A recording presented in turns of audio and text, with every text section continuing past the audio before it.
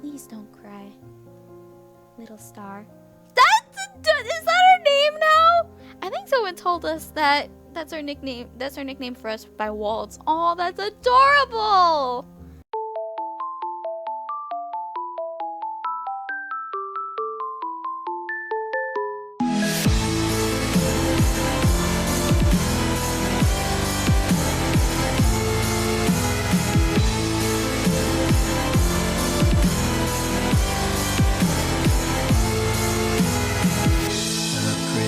Lives in a monochrome world, working from the side through her lonely eyes. It reflects the ocean and stars, but her cry echoes around the simple loss of love in her heart, making this whole fairy tale alive.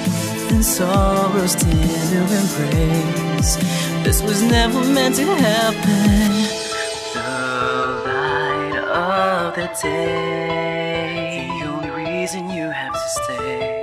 Hear me sing my song and just keep holding on. Cinderella, why don't you stay with me tonight? We will dance until midnight comes and we could run away. Oh, we will never ever be apart. Set aside all your fears, this magic lives inside your heart. I am here, would you wanna stay with me tonight? Follow me, we will run across the bridge of fantasy. All the pain and sadness that you feel, believe in me, hold me close, don't ever let me go.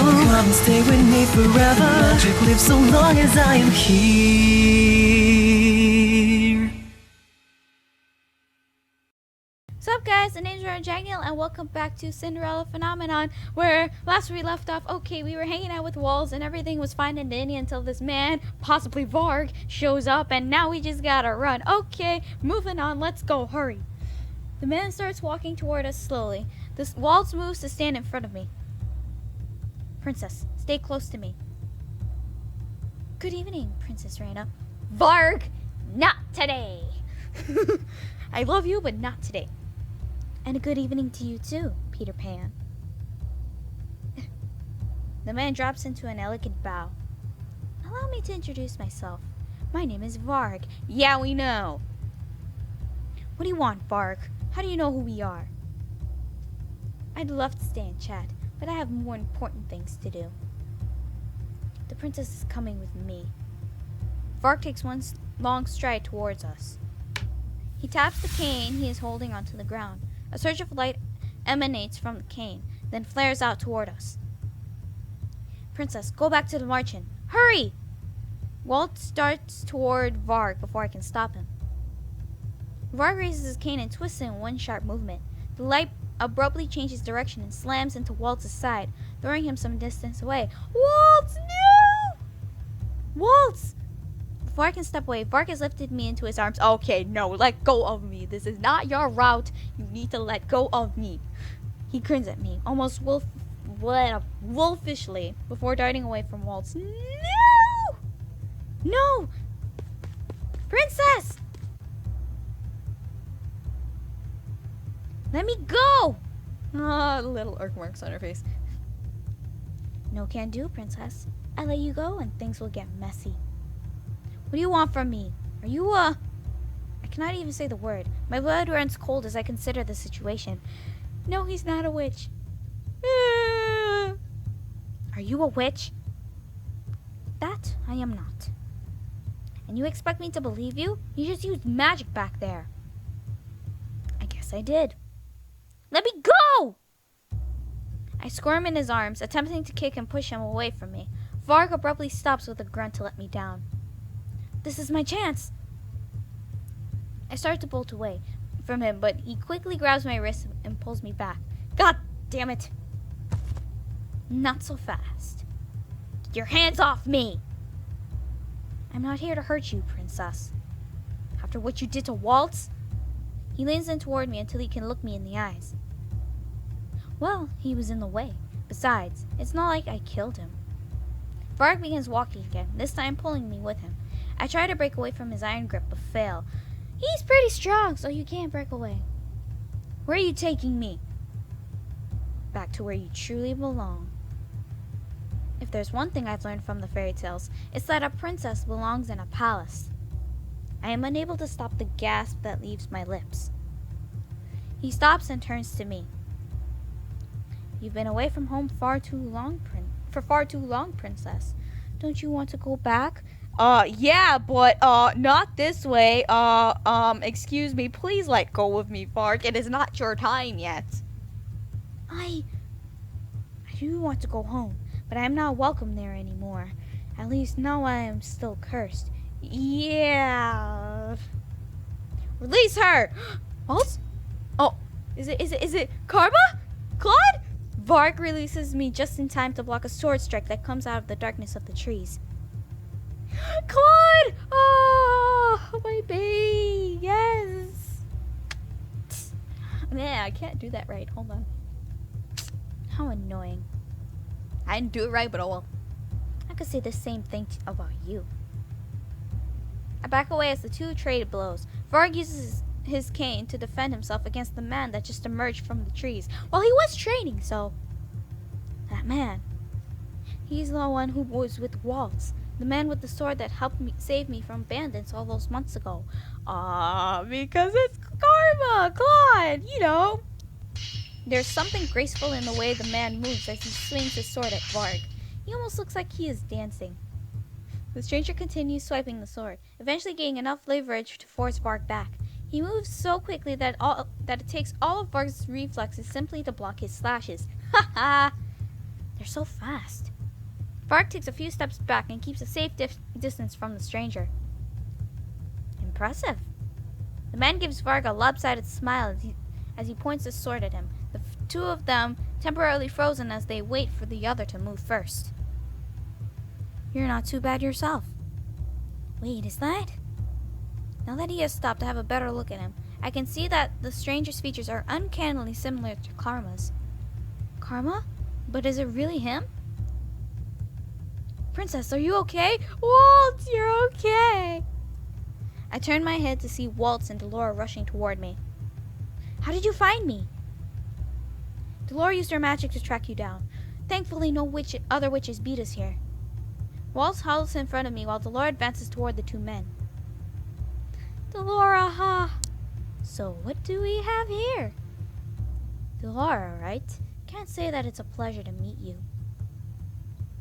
I have to compliment you all. You did an impressive job hiding the princess from us.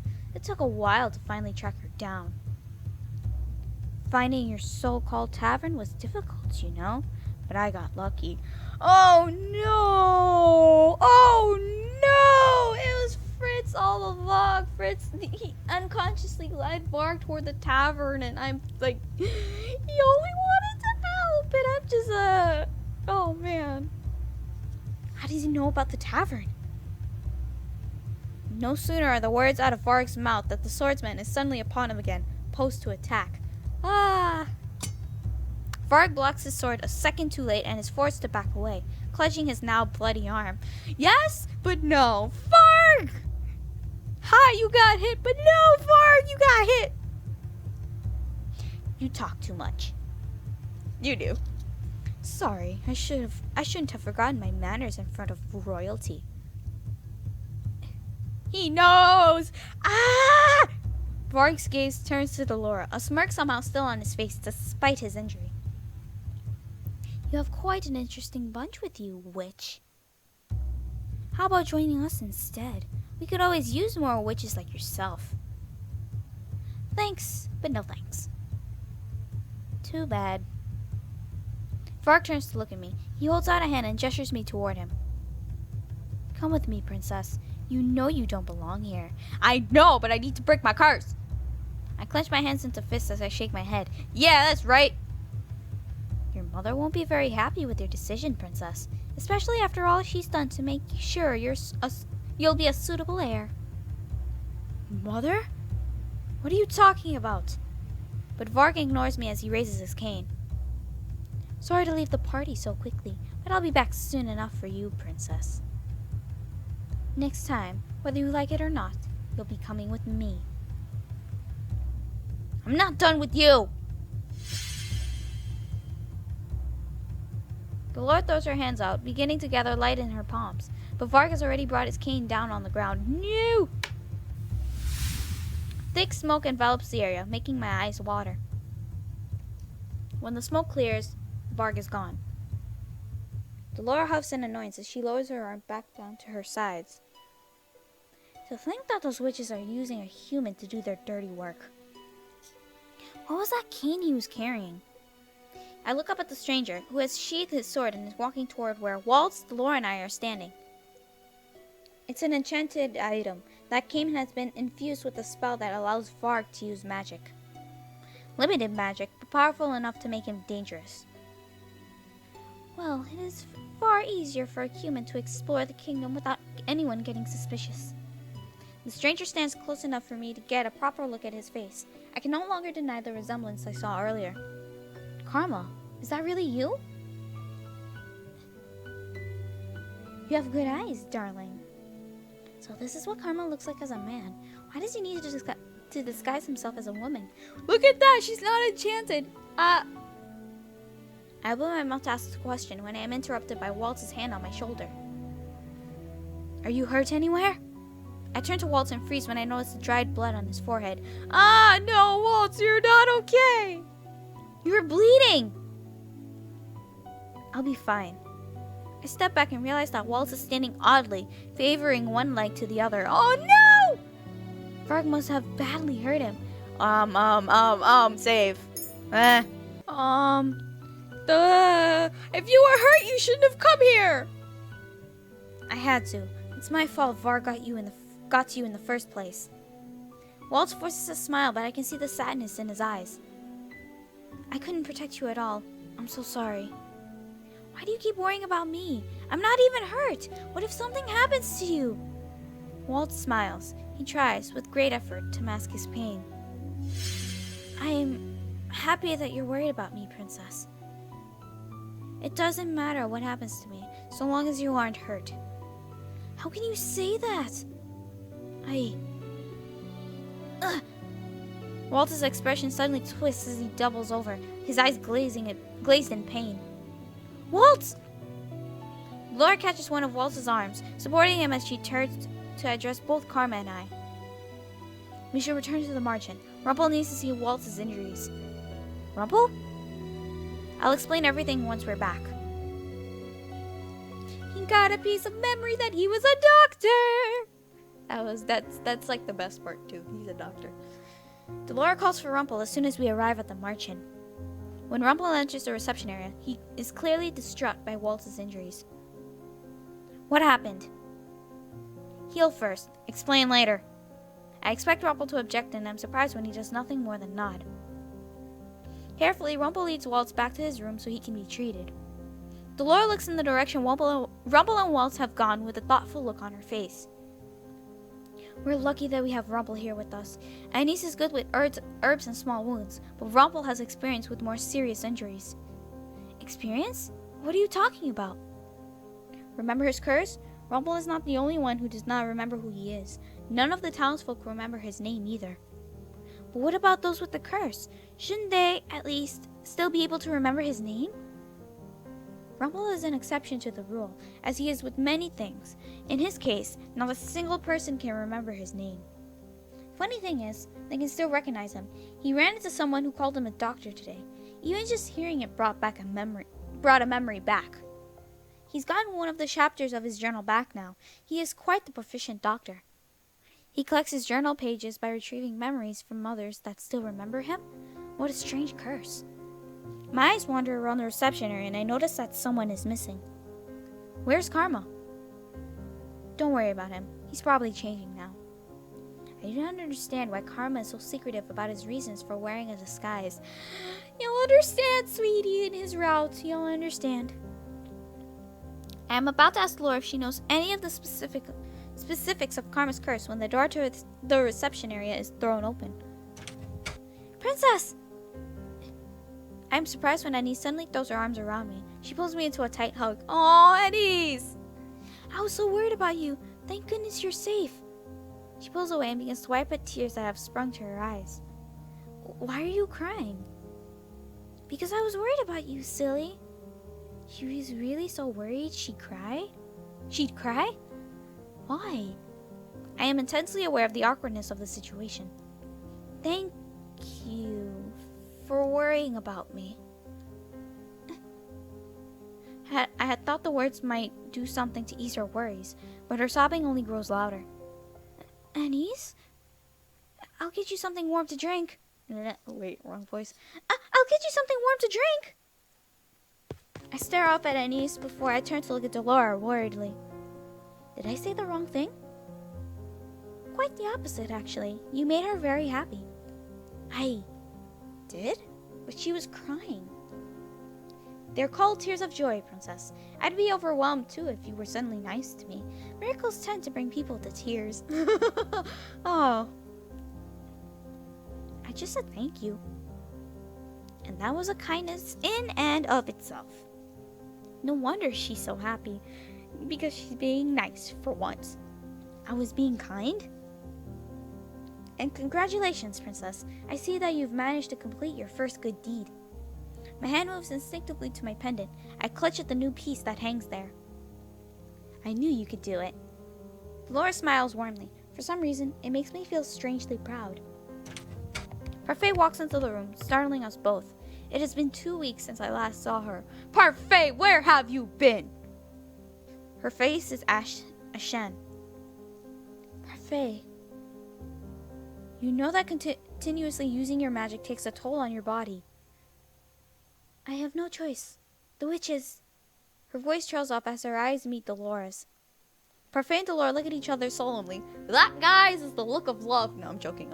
Sorry. But I do ship them. The tension in the room mounts as they continue to stare at each other without uttering a word.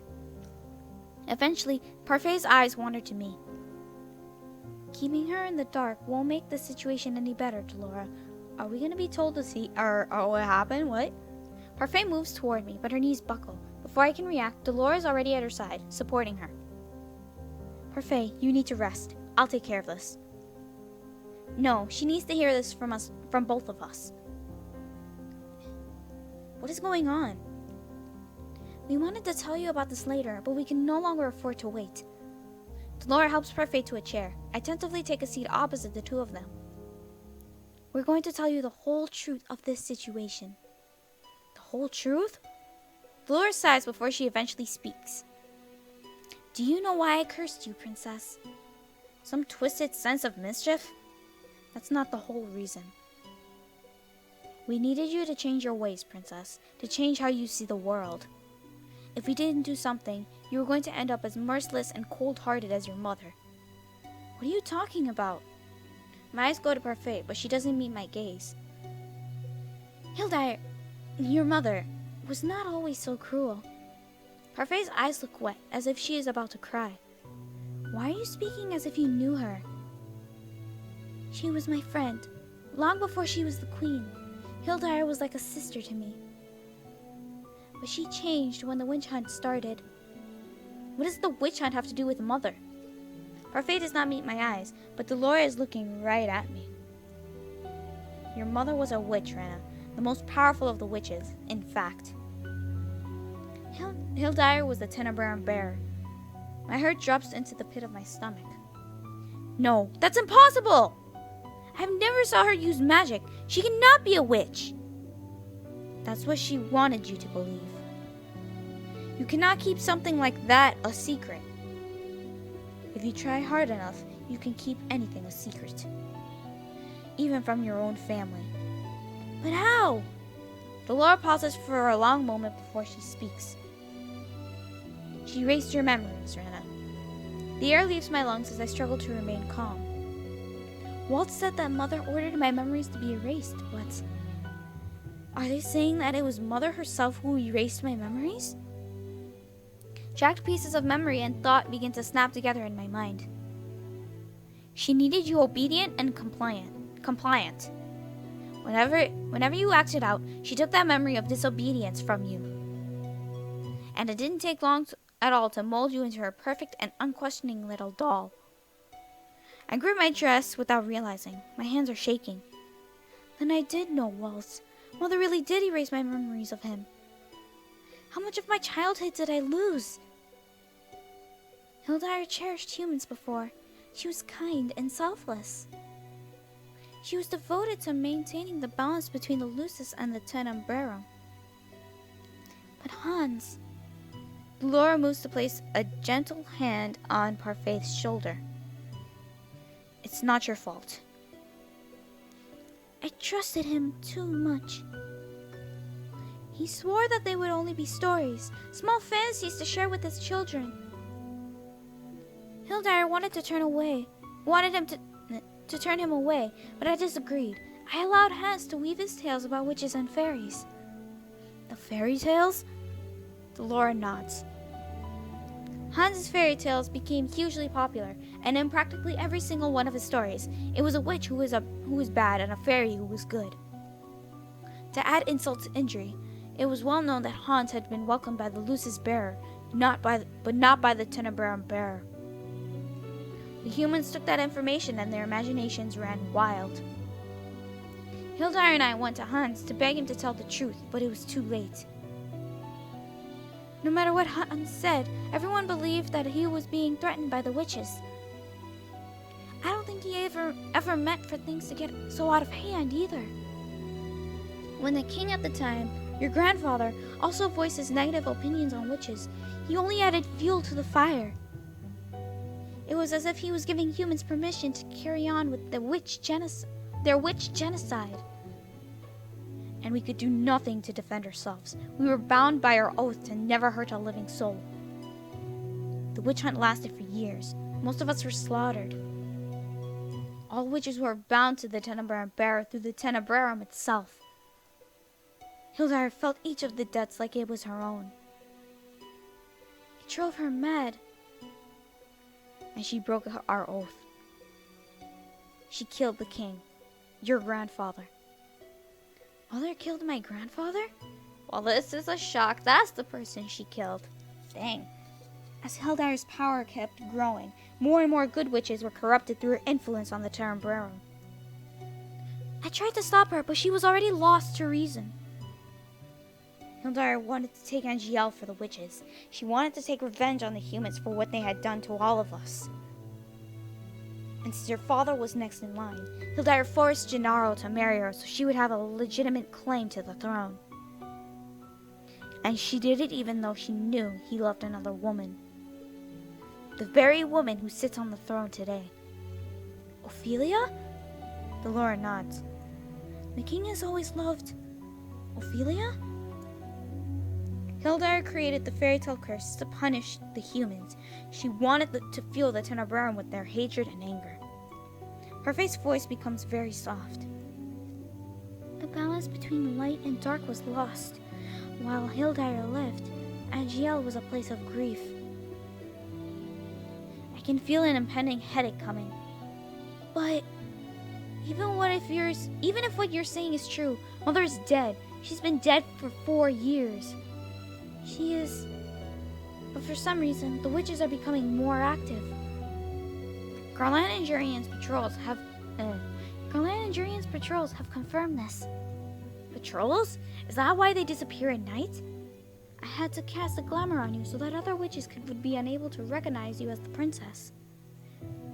But it seems like they've already seen through your glamour. One witch in particular, actually, which is Bitch-Face McGee. They're looking for you, princess. The witches are looking for you. What? Why?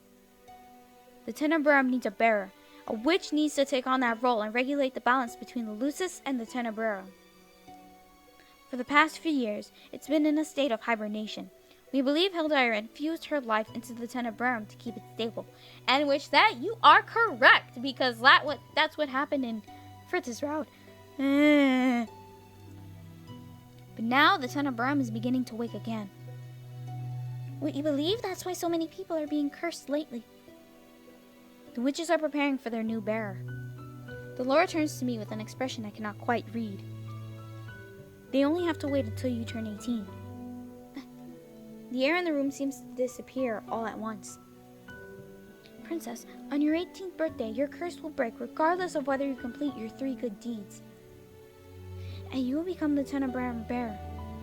You will inherit that title and the power from and that power from your mother. Impossible. My heart is racing and I feel faint. Even if Mother was a witch, I can't use magic at all! All halflings like you inherit their magic at 18. No, I am human! Princess. Laura's expression is grim as she speaks. We've been watching over you for a long time, Rena.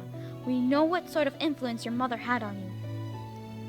The curse was a test. We needed to know that you wouldn't return Angielle to what it was when your mother was queen. We can't allow another great war to tear Angielle apart. Laura and I believe that there is still goodness left in you. You just needed a wake-up call. Thus the curse and the 3 good deeds.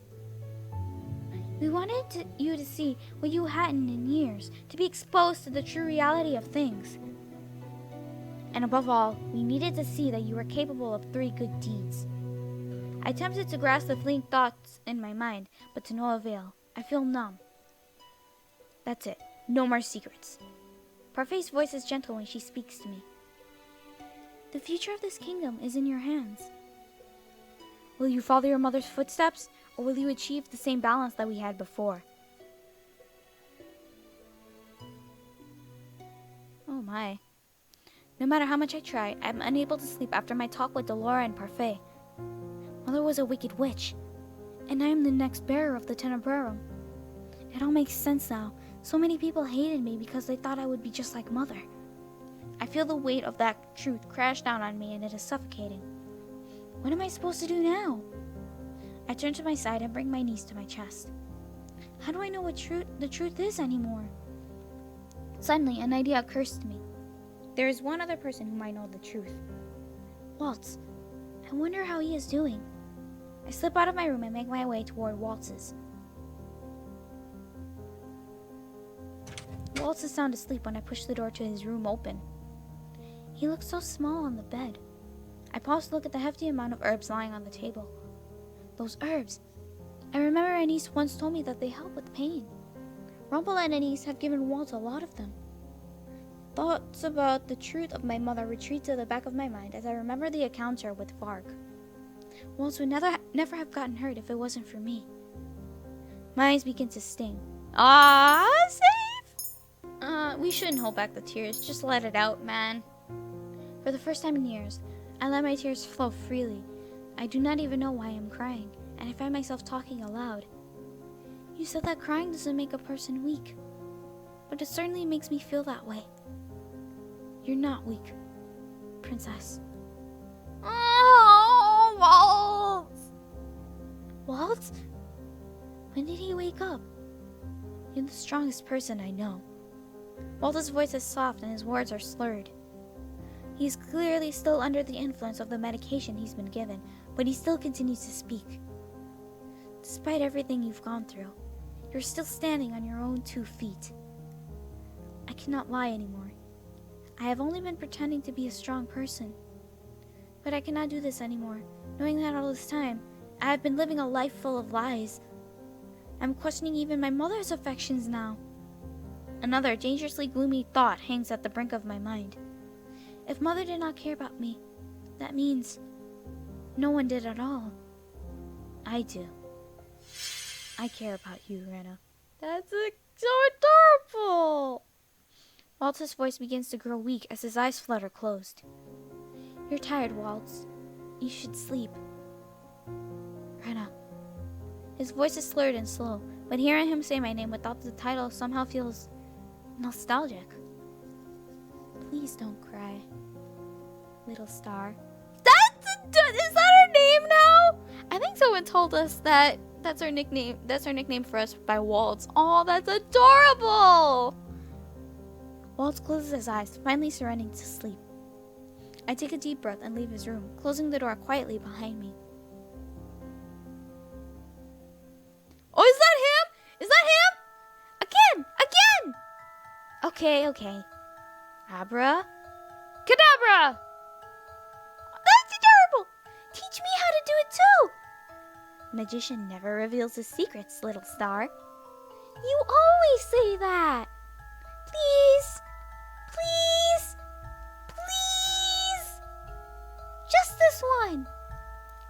Waltz! I knew it! I knew it! On your birthday. I'll teach you how to do it on your birthday.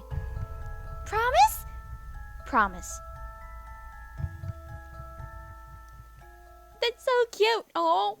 I wake slowly, the dream somehow still clear in my mind. A dream about Waltz? Was that a memory? I shake my head before I glance at the clock, stopping to stare at the time. How is it already this late? Princess? Waltz? The door opens and Waltz walks inside with a tray of food. He sets it down by my bedside as I stare at him in shock. You're finally awake. Waltz, you were supposed to be in bed. I'm only injured, not an invalid, Princess. But I'm fine, Princess. It's not like you to worry so much. I respond to his smile with an exasperated sigh. He will never heal properly if he does not stay in bed. Here, I wanted to give this to you yesterday. Waltz reaches behind his back and pulls out a neatly wrapped box. It looks as if he pulls it out of thin air. Another magic trick? He hands me the wrapped box. What's this? You'll need to open it to find out. Ah! He bought the doll! That's adorable! This is... You've been wanting this, haven't you? I stare down at the doll he brought for me. It is the same one that caught my eye at the shop. The reason we went to the toy shop was so that you could buy this for me? Yep, I'm glad it didn't get damaged last night. My chest tightens with emotion. These dolls are expensive. Waltz would have needed more than just his usual show tips to buy this. Why would you buy this for me? I figured you might want the extra company. Plus, you've always loved dolls, so I thought this one might cheer you up. I stare at the doll as I cradle her in my arms, my heart feeling full in my chest. Thank you. I've never gotten an unexpected gift like this before. Waltz clears his throat, and when I look up at him, I notice that his expression is somehow sad. Lady Parfait told me that she and Delora told you the whole story yesterday. I have to apologize to you. For what? The reason why they didn't tell you earlier is because I asked that they keep it a secret. I look down at the doll, my mouth suddenly dry. Why? Because I wanted you to enjoy having a normal life, even if it was just for a short time. Knowing the truth limits your freedom. I didn't want you to feel that pressure so soon. But I can see now that it was selfish of me to deprive you of the truth. I'm sorry. I clutched tighter at the doll, unable to look up at Waltz. Why would you be so kind without expecting anything in return? Kindness doesn't always need to be paid back. When you do something for someone, they will always expect the favor to be returned. That is what Mother taught me. From what I have experienced, no one is ever kind without expecting something in return. I don't expect anything from you in return, Princess. But how can I know for certain that you are speaking the truth? Well, you can't. No matter what someone's true intentions are, their actions are always up for a different interpretation. So it'll be up to you to judge their actions. Ah, Jesus, you can't, yeah, it's true, you can't tell their intentions. Wananohara, for example. I'm sorry, I'm bringing Wananohara back, but it's like, I love the game too much. It's like, nobody... Also, spoiler warning for Wananohara if nobody ever played the game or is playing the game but hasn't reached that part yet. I recommend you skip this. Or just mute your volume. Yeah. Nobody knew Sal was the traitor because he was acting so kind to everyone, putting up that fake smile, everything. Everybody fell for it, including me. Yes, I fell for it. Until he revealed his true intentions, and then that's when things got hectic. So yeah, Waltz is right. You never know what someone's true intentions really are, because you can never know when they're telling the truth or not, or if they're telling the truth or not. Only you can decide whether or not to believe in me. Oh, you can unmute, guys. Or, yeah. I pull my knees to my chest, curling up around the doll. I still do not understand how you can be kind to me. You told me yourself it was the Tumblr bearer that cursed you. That means my mother... Your mother was the witch that took away my magic and sealed it in Neverland, but that does not mean it is your fault that I am cursed. You are more than just Hildire's daughter, Princess. You are your own person, and I know for a fact that you are capable of more goodness than Hildyr ever was. Waltz gestures towards my necklace. You're only two good deeds away from breaking your curse. I would not have accomplished the first one without your help. In fact, I have done nothing to help you break your... My voice trails off as my thought begins to come together. Waltz, to break your curse, you need to find Tinkerbell and Neverland, right? What do they look like? Neverland is a gold box with the carving of wings on the top, and Tinkerbell is the matching key. I sit up abruptly. We have to go to the palace. Waltz stares at me, his expression clearly perplexed. What? Why? Because I know where to find Tinkerbell and Neverland.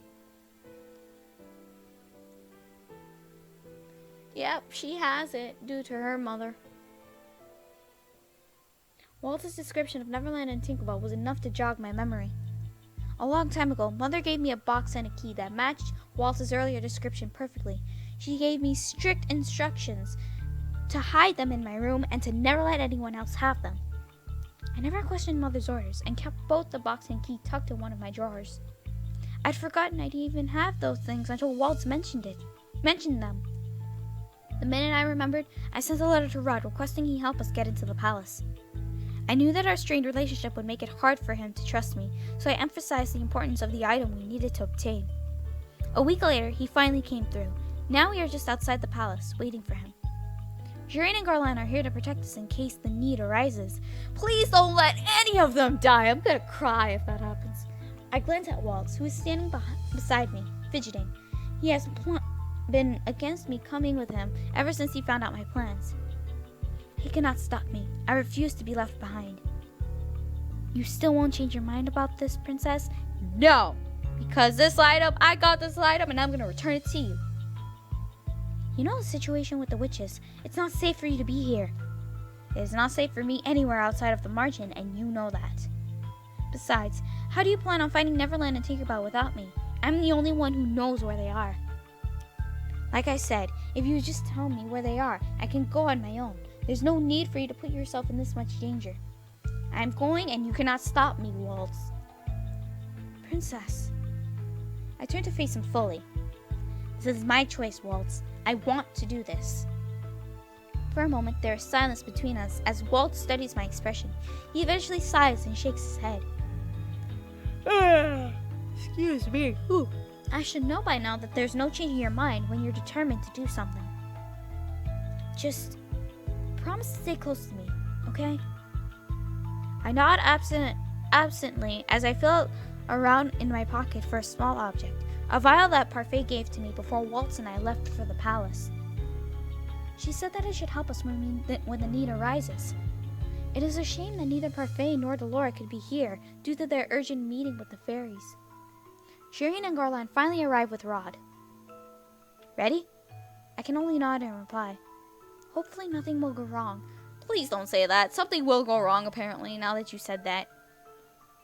We make our way through a secret passageway. I've heard of this secret passageway from the king before, but this is the first time I have ever been here. They say that this was built as an escape route should the need to evacuate the royal family arise. Only the commander of the Order of Caldyra and the king know about this place. Rod, how do you even know this place? How did you get a key? I thought that only the king and Sir Alcaster had copies. It was Lady Parfait who showed me this place and gave me the key. I can't leave the palace unattended on normal circumstances, so she suggested I go through here whenever I needed to get to the margin. Then, how was she able to get a copy of the key? You should ask her that yourself.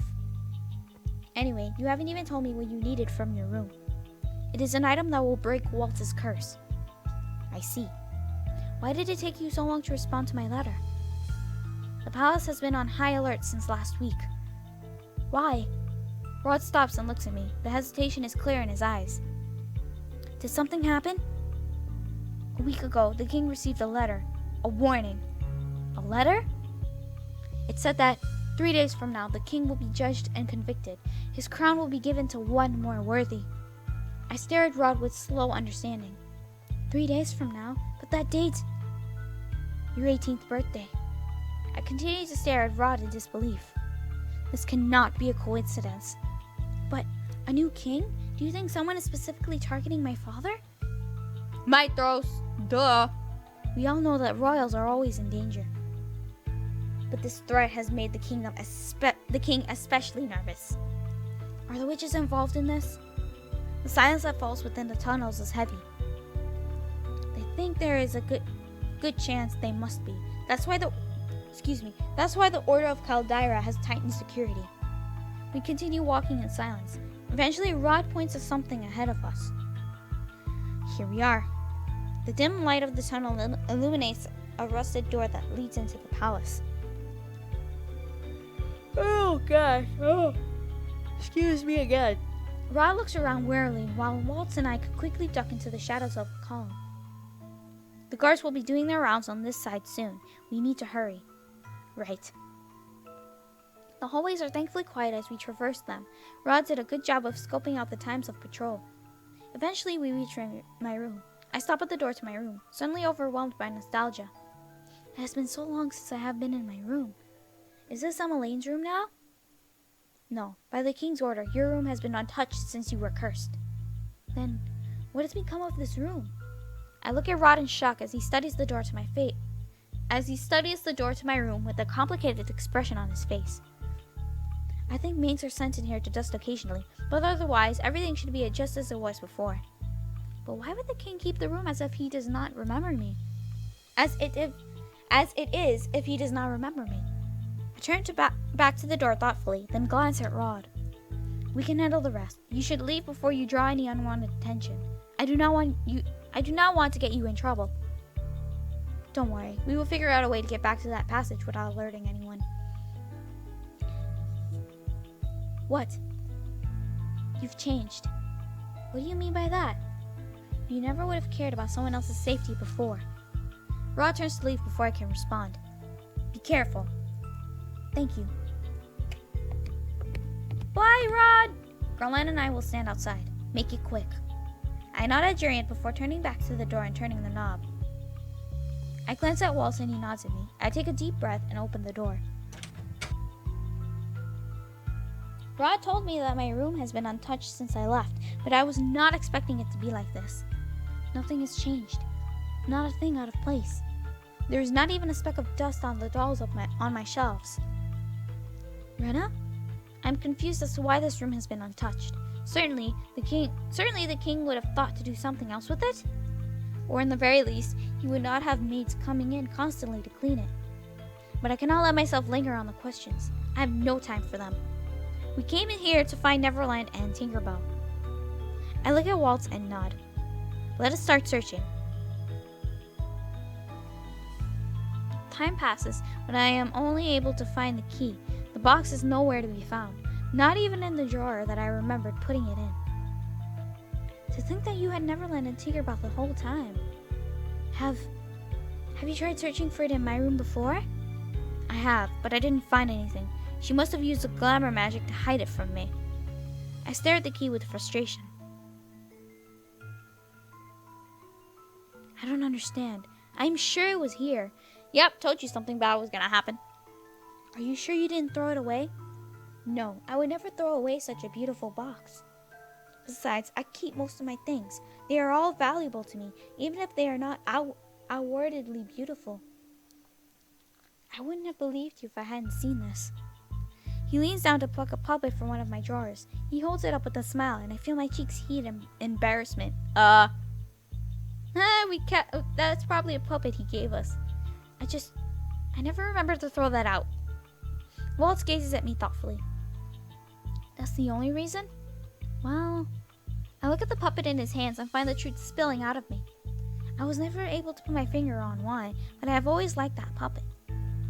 A smile stretches across Waltz's face. You kept it even though I did such a bad job with the sewing. What? You made this? Yeah, this is the first puppet I ever made. Waltz turns the puppet in his hands, looking down on it fondly before his eyes meet mine. You were the one who taught me how to sew in the first place, you know. What? I was the one who taught him how to sew? I stare at the puppet. I probably kept it because you made it. How cruel. Huh? Do you have any idea what you're doing to my poor heart? You seem perfectly fine to me. Waltz shakes his head and sighs. Waltz? So dense. What? The knob begins to turn. Waltz and I exchange glances before we dart to different hiding places. I hide myself under the bed and he runs behind the curtains, which more easily conceal his smaller body. King Gennaro! The king? What is he doing here? When the king steps inside, I notice that there is something in his hands. The Neverland box!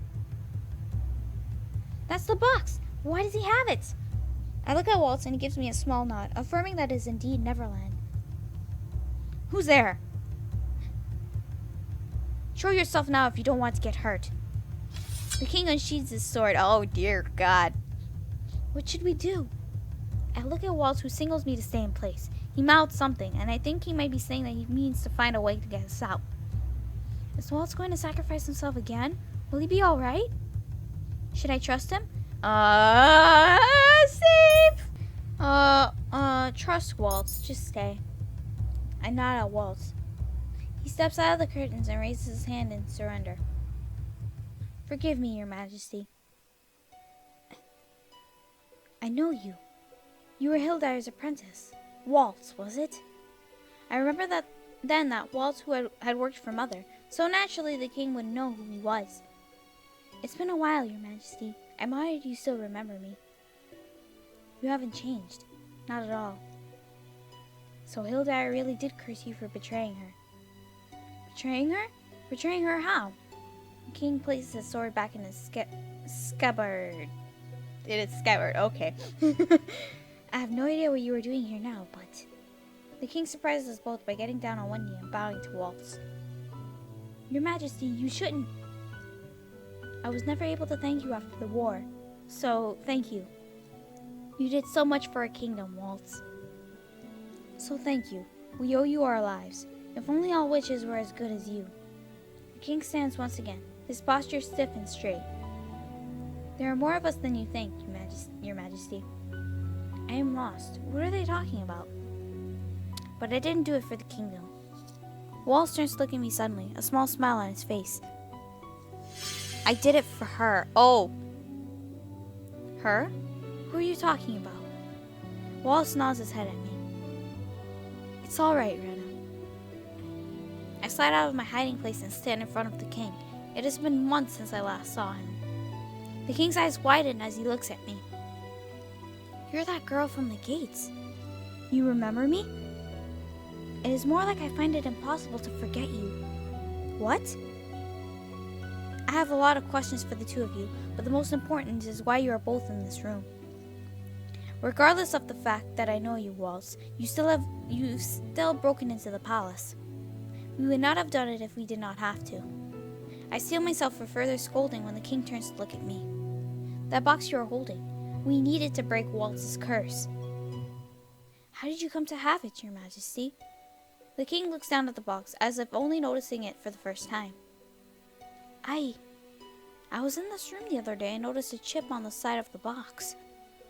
I took it to get it fixed. A chip? I did drop it once a while back, but did not think to get it fixed myself. Why would you do that? The king looks around the room, a faraway look in his eyes. This room is special to me, though I do not know why. I feel like this room and I are both waiting for someone to return, and everything must be perfect for when they do. I feel my chest tighten even as the king huffs out a derisive laugh. What am I saying? He cannot miss me when he does not remember me. He can't. Right? But if this box is all that you require, Waltz, you may have it. It is the least I can do after all that you have done for us. The king holds out the box to Waltz, who reaches out to take it. Thank you, Your Majesty. Look who we have here. Fudge! Oh God, please no, please, oh please, oh God, no. We all freeze at the sound of a new voice. I turn and find an all too familiar figure leaning against the doorway, a mischievous grin on his face. Ah! What a sweet little reunion. Varg? Oh God, really? Chapter 6, betrayals. No! Who are we betraying this time?